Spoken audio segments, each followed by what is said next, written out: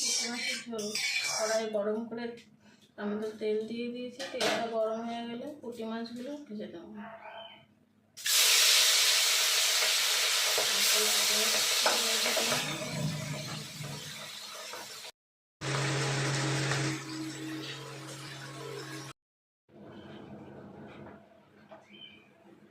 মাছ ভাজা তেলের মধ্যে দিয়ে দেবো ফোড়ন, রাঁধুনি আর জিরে। ফোড়নগুলো ভাজা হয়ে গেলে ওর মধ্যে দিয়ে দেবো আলু, কেটে রাখা আলুগুলো।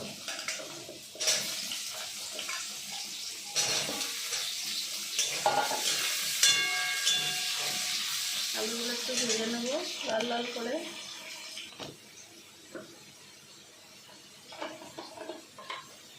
আলুগুলো ভাজা হয়ে গেছে, এখন পরিমাণ মতো হলুদ আর স্বাদ মতো লবণ দিয়ে দেবো। পরিমাণ মতো লবণ, চিনি এগুলো দিয়ে দিতে হবে। দিয়ে দেবো চেরা কাঁচা লঙ্কা।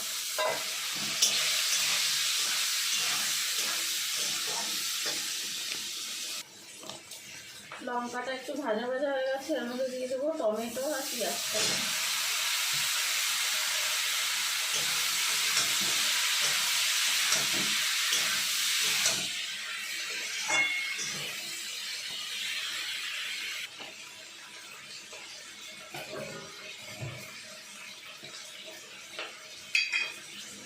মোটামুটি ভেজে নিয়েছি, এবার একটা পরিমাণ মতো জল দিয়ে দেবো।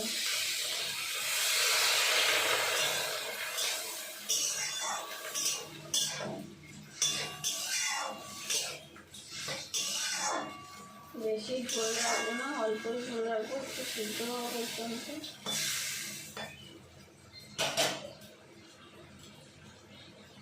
5 মিনিট সিদ্ধ হোক।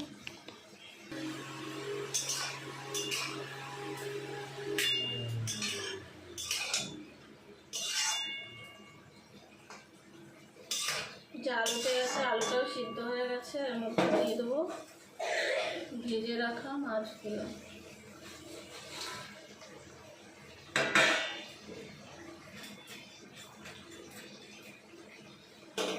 আর একটুখানি জাল হোক।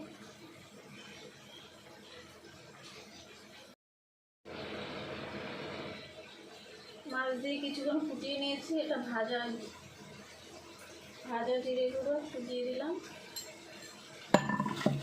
আর দিয়ে দেবো কুচানো ধনে পাতা।